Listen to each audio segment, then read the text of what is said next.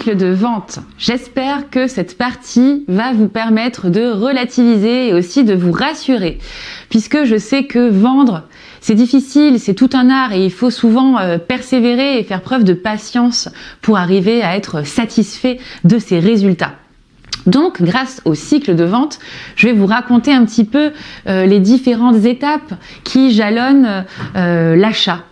Et ainsi peut-être vous rassurer sur le fait que non, vous ne savez pas vendre, ou non, vous n'êtes pas mauvais en vente, ou non, vos créations ne sont pas invendables. C'est juste qu'il y a un vrai cycle à respecter dans la vente et que ne soyez pas étonnés qu'en un studio visite ou une exposition, vous ne fassiez pas sold out. Ça peut être normal.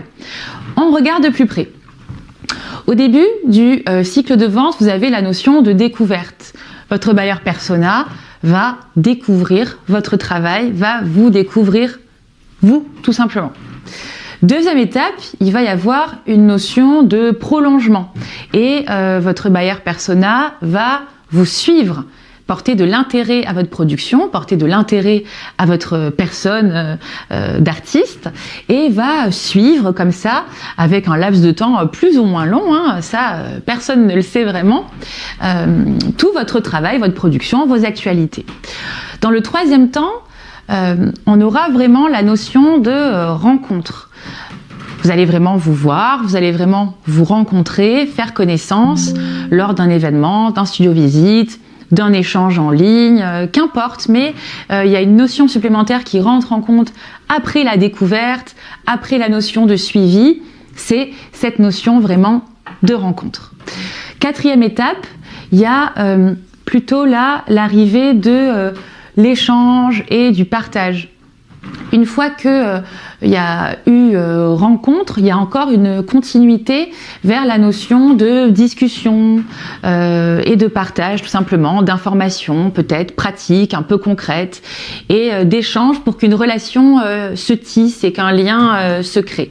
Là encore, ça peut prendre plus ou moins de temps, ça dépend. Alors il ne faut pas prendre ce cycle de vente comme une vérité générale et absolue.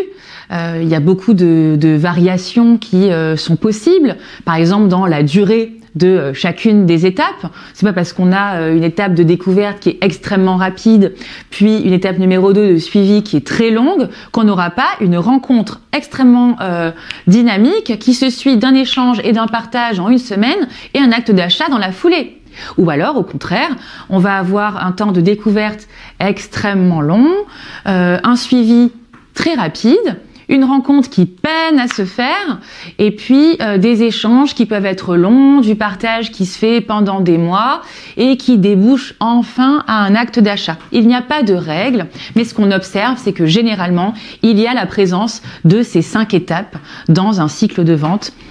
Et finalement, quel que soit le cycle de vente, que ce soit de la façon la plus classique qui vous vient là à l'esprit avec un collectionneur privé, ou une acheteuse, une art advisor, on imagine assez facilement le cycle de vente, comment il peut se mettre en place. Mais le cycle de vente, il est valable aussi avec une entreprise, avec une marque, pour une collab ou une co-créa. Et c'est pas parce qu'on marque de l'intérêt en suivant votre compte sur les réseaux sociaux, ce qui serait plutôt lié à l'étape de découverte, que l'étape de suivi, de rencontre ne peut pas être extrêmement longue pour après déboucher à un échange, à un acte d'achat qui serait rapide. Ou au contraire, voilà, l'inverse, du temps pour une marque à enfin décider de vous découvrir, vous et votre travail, puis de suivre ce travail, de vous rencontrer, et puis d'échanger et de partager. Vous l'avez compris, pas une seule bonne façon d'exécuter ce cycle de vente, plein de nuances, mais en tout cas des étapes qu'il ne faut jamais oublier. Et votre rôle, vous, en tant qu'artiste, c'est de vous assurer que votre buyer persona, il passe bien ou elle d'une étape à l'autre. Et c'est là que tout ce qu'on a vu ensemble en marketing et tout ce qu'on a vu également sur les outils de marketing digital pouvait être capitaux pour faire passer votre buyer persona d'une étape à une autre. C'est à ça que ça sert le marketing, c'est à ça que ça sert les outils de marketing digital.